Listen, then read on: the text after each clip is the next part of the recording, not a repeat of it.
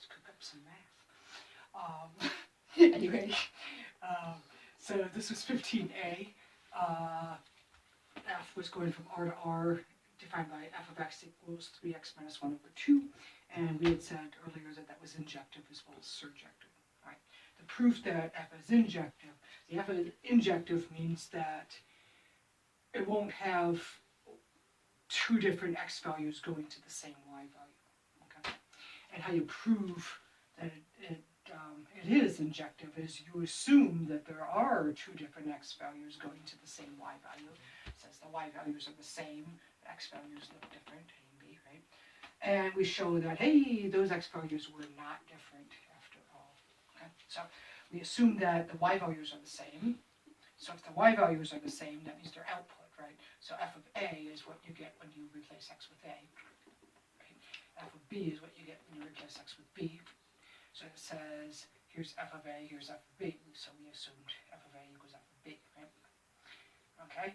And then let's just do math on it, right? So we can multiply both sides by 2, add 1 to both sides, divide both sides by 3, voila.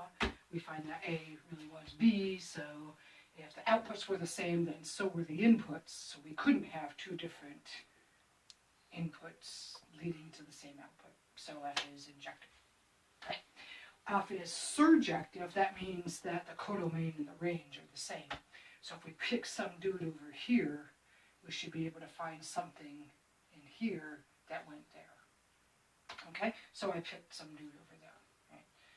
So C. I'm going to find somebody that gets shipped over to C via F. Right? And I just pulled this out of a particular orifice. So I said A is 2C plus 1 over 3. How did I get that? Well, I undid this, actually. See this, an incoming X first gets multiplied by 3, and then 1 is subtracted, and then the whole result's divided by 2. The opposite would be first it gets multiplied by 2, then 1 gets added to it, and then it gets divided by 3. That's how you find the inverse function, right? So anyway, I defined A via that, right? And since set of real numbers is closed under addition and multiplication and everything like that, A is a bona fide real number, right?